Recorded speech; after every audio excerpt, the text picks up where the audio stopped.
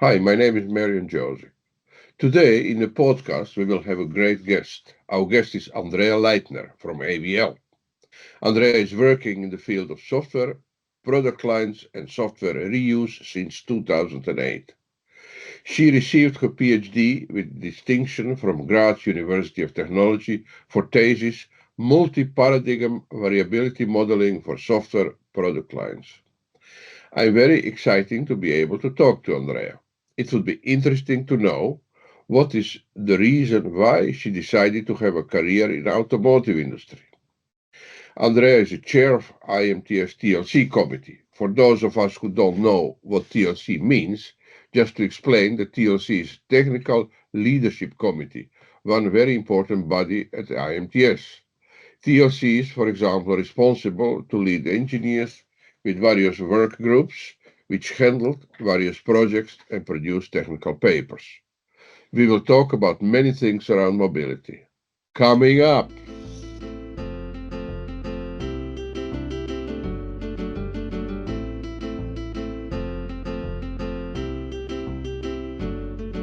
Hello, Andrea.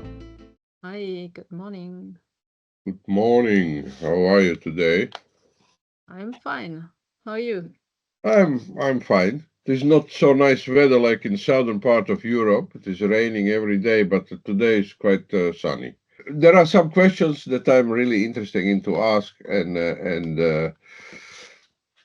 that is probably other people would also like to know what brought you to automotive industry, especially to AVL. Mm-hmm. But, So I guess this was more a coincidence than a plan, actually. Of course, AVL was already a very famous company, well known, especially in Austria and in Graz, but basically more for engine development. So for me, with informatics software development background, it was not so much in focus during my studies, actually. But when I did my PhD, I came into more contact with AVL and I saw that there is also topics concerning software engineering. It was also more about how to set up tool chains, make sure that you have traceability between tools. So there was a lot of things which also were in my focus actually. And yeah, this brought me then to AVL because I saw there are also topics related to software informatics and so on, not only engine development. And as soon as I was in AVL, I saw that it's actually quite interesting because the company needs to be or develop into this direction as well. So there are a lot of topics actually. yeah, what I didn't know, I was recently in Amsterdam. There was a maritime expo, and there was AVL also. So AVL, they're in the automotive industry. No. There is also a branch in maritime. They're building engine for boats, or Hmm. a lot of activity for boats.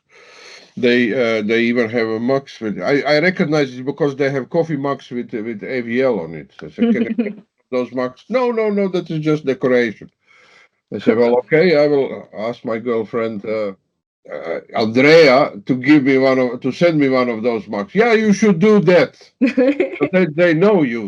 They knew you from a maritime group. Okay, yeah.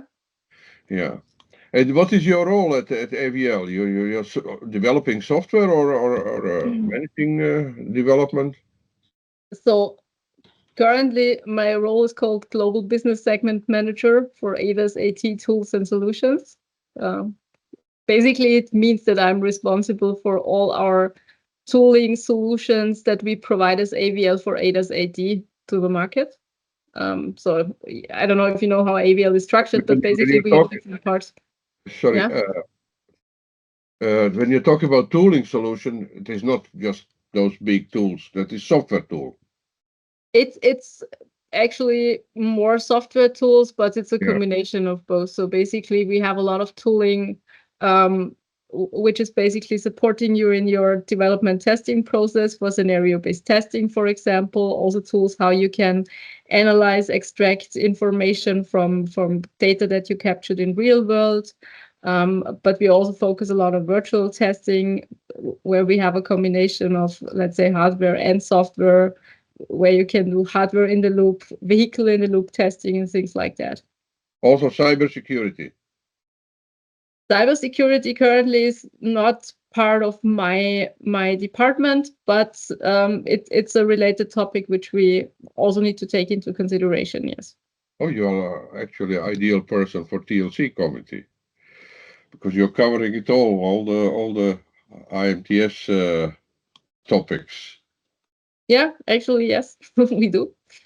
But what will be now the most important development in automotive industry, let's say next 2 years, from your point of view, for 2 years, maybe 3 years from now? I don't want to go further because it is very difficult to predict what will be in 10 years. But next 2 years, what will happen in the industry? I think this is already a quite tough question, because there are so many things currently going on, that it's quite difficult to cover all of them, I guess. I think one big topic, of course, is electrification, which I think it's settled. Uh, So all companies basically working on electrification, and I think there it's more a matter of providing the infrastructure to make this market grow a little bit more. But apart from that, I think that the whole automotive industry is currently changing and in a transition.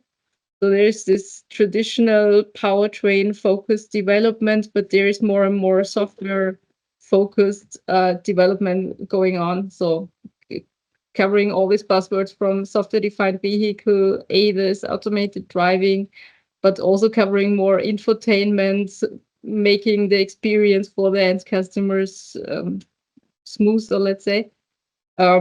So I think there's a lot going on currently, which affects the automotive industry a lot. yeah, yeah. I'm made most of my career in aerospace industry, and at certain moment we started to call airplane the flying computer. But it looks like the future cars will be also driving computers. There is so much software in a car that is we can even not imagine. And let's talk about promised benefits of automated driving, and that is reducing traffic congestion. That is one of the main reasons for automated driving. And of course, the lowering amount of casualties, because many people are in many countries they are not so careful in driving. There are a lot of accidents. But what will ordinary people notice in the next 3 years with respect to congestion on the roads? Would there be any improvement? For me, traffic congestion in this context is always a bit difficult, because I think that automated driving or automation will not directly influence the congestion in the early stages, because automation always needs to be a bit more defensive in driving. So most probably in many cases it will cause more traffic congestion in the first place.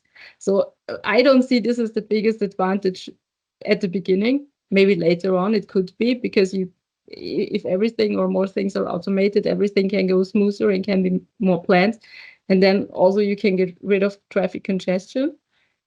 I think the main reasons at the moment are more safety, of course, but also supporting the mobility of maybe elderly people who are not able to drive anymore, or disabled persons. Also improving mobility concepts, maybe in rural areas, where it doesn't make sense to have a lot of public transportation in the common sense. So in these areas, I think automated driving will have a much bigger influence than maybe on traffic congestion, which I don't see in the near future, maybe later. Okay, so what you are saying, when it is probably because of that we are in transition from Mhm. nothing to full automatic driving, and then there are all those crazy people driving around drunk, and so that makes that it is much more difficult to solve that problem. But once when everything will be automated, I guess the problem will be solved by itself. The question is if everything will be automated, and especially in urban areas, of course, you will always have pedestrians, you will always have bicycles. So you live in Amsterdam, you know pretty well Yeah. that Oh, there's yeah. always a lot of bicycles around. That's terrible. So this will never be automated. So we always have this mixed traffic. That's something you always need to consider. In certain areas, if you're on a highway, of course, there it's possible to have a higher degree of automation, especially also in the transport logistics sector. You can do a lot there on automation, because there it actually has an economic impact. But you never will have full automation everywhere. So You mentioned bicycles. I just have to think about it. There is a consortium at SAITC about vulnerable vehicles, and they are exploring a possibility to install a small transmitter on the bicycle. It's exactly because of that problem in big cities like Amsterdam, when there are too many bicycles. But those bicycles will transmit signal, and the cars will have to receive the signal, and probably it will not. They will not say anything to driver, but there will be a light traffic from right or traffic from left, just to get his attention that there are bicycles around.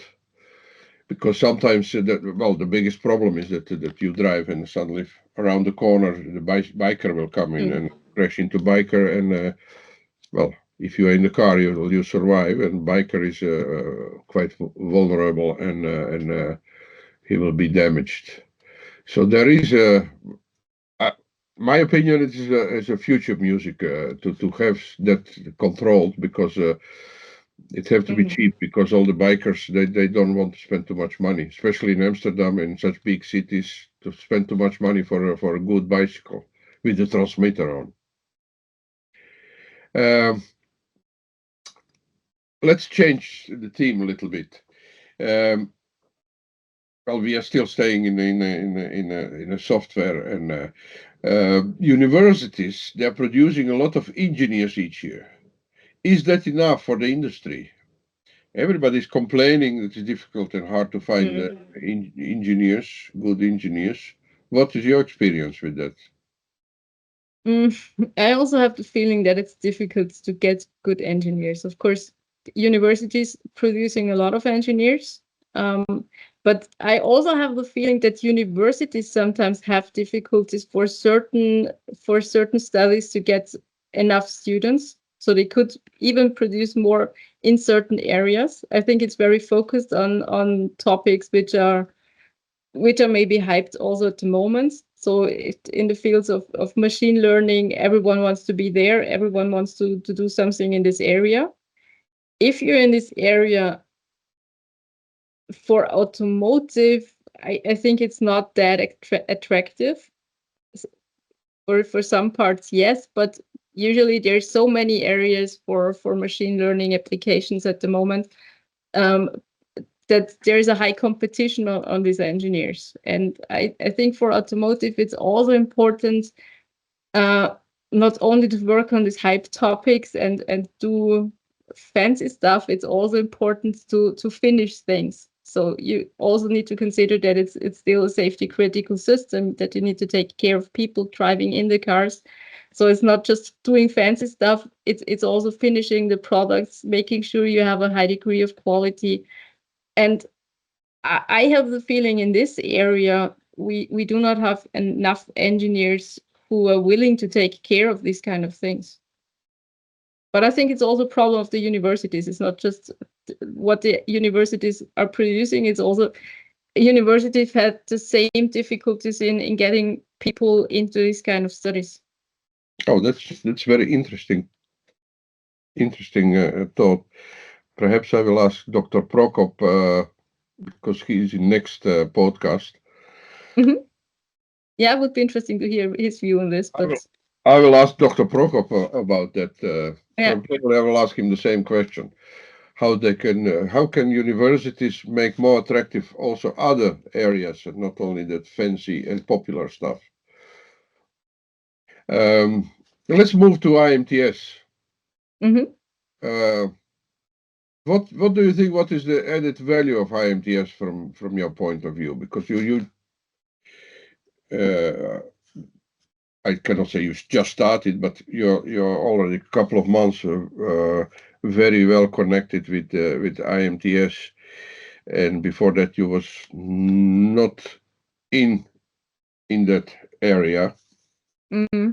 So what is now the opinion? What is the added value of IMTS?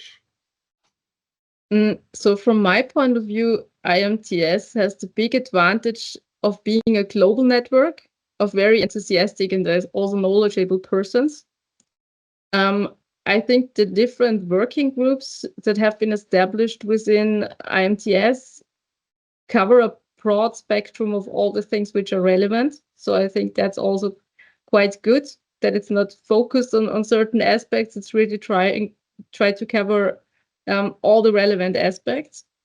And what I also like is the current approach of these cross-cutting projects, like this cyber-physical homologation approach, where all the different working groups need um, to supply certain aspects into it, and together we can then show how such a reference process can be set up and how it can be done in practice.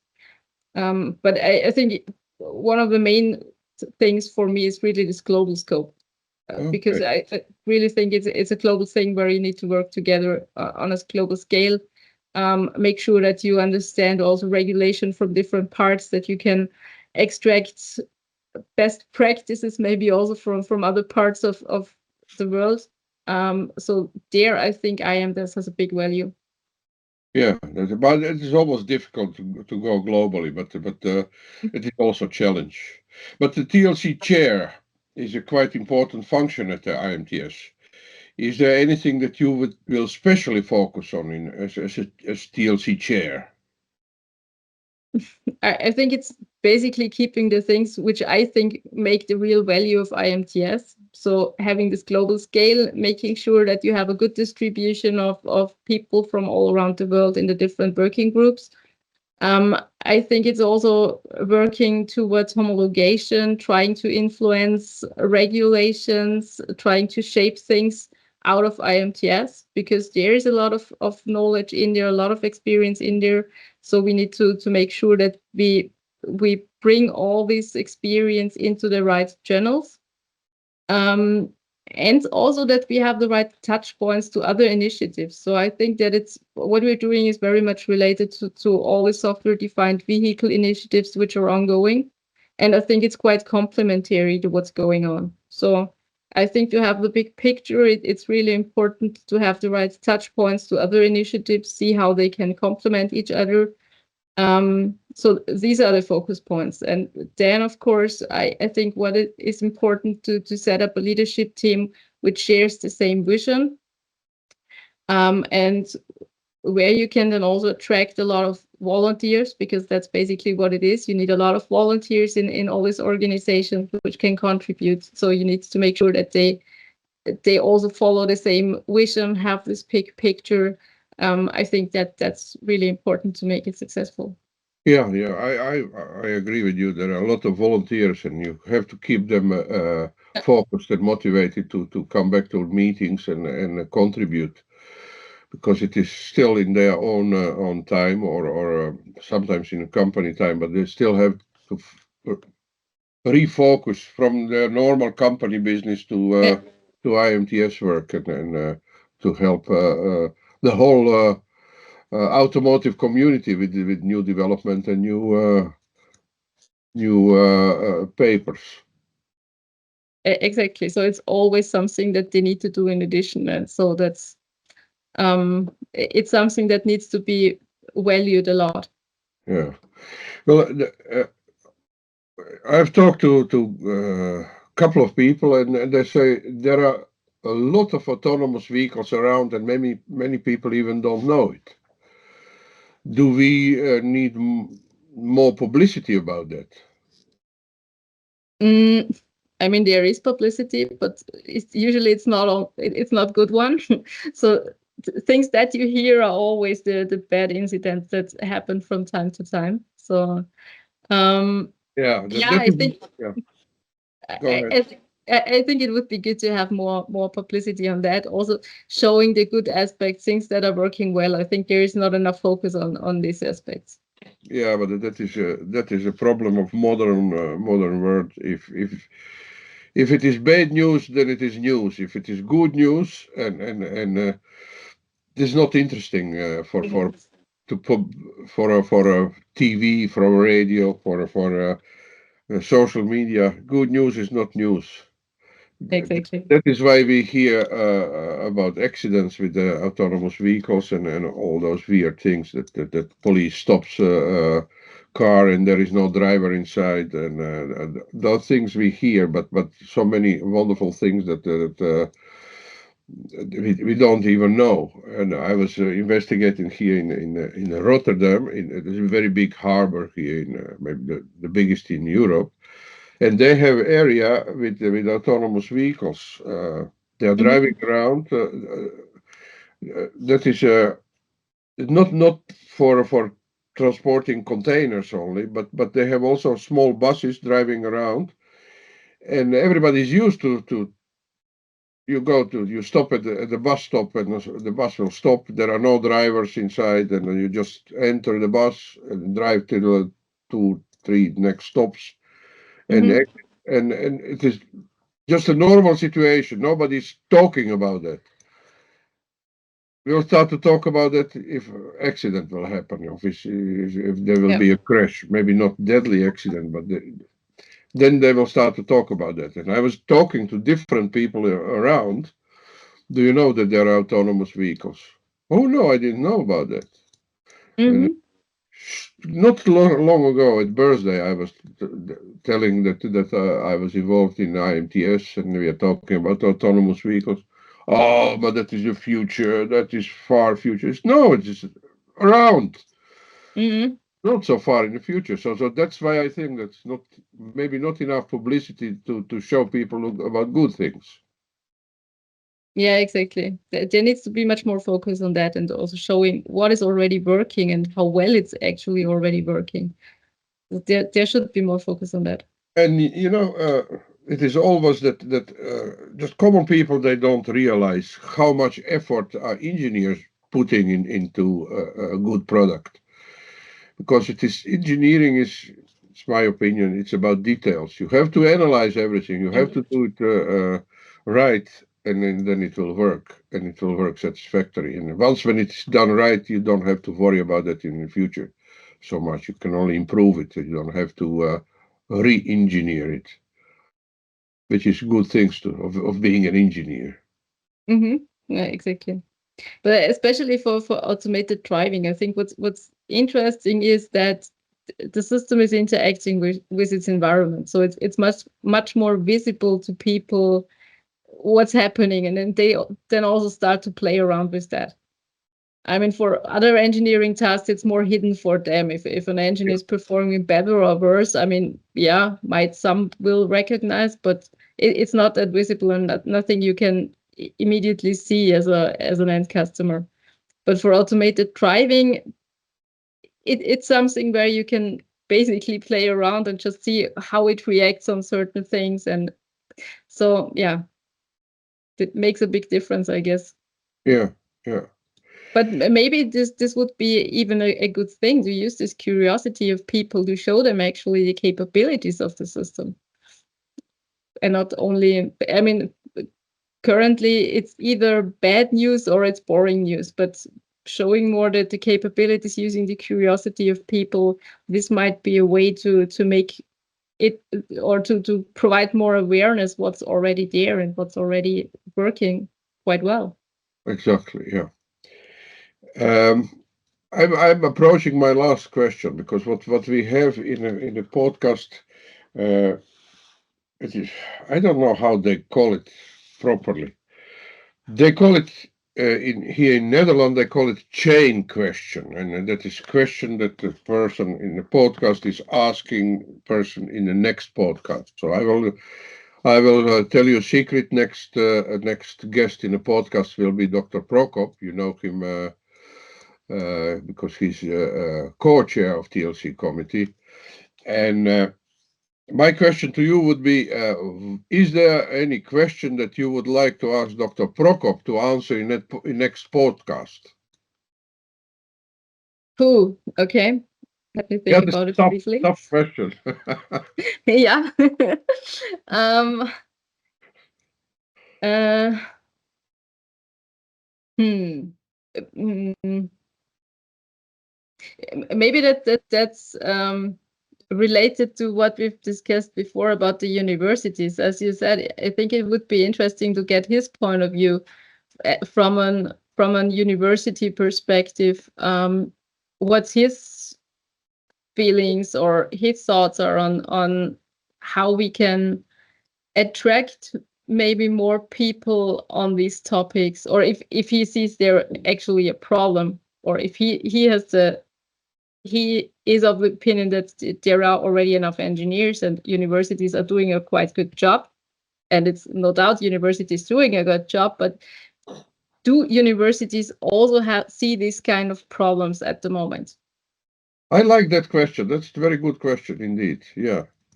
You know, I was looking at the statistics when in my previous life, when I was in aerospace, there was also a problem that you could not get engineers. And if you look at the globally, the country producing the majority of engineers is China. They obviously know and they are aware. I don't know, because of their communist regime, that they are controlling everything from one point. But they are obviously aware of situation that the modern world need more engineers. So they have even I can maybe overshoot of engineers, more engineers than they can use.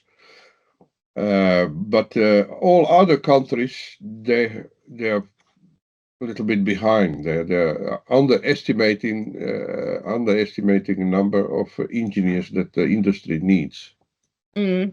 But I like that question for Dr. Prokop. That will be nice to ask him. So we will have a podcast interview in I think 2 weeks from now, and I will ask him that question. Yeah, well, that are my 10 questions for you. I guess we have covered it quite good. So thank you very much. I really appreciate that you were so open and that you provided so many good information for our listeners. Okay, yeah, thank you. So thank you very much, and enjoy hot weather in Austria. Yeah, I will do so. Okay. Bye-bye. Thank you. Bye.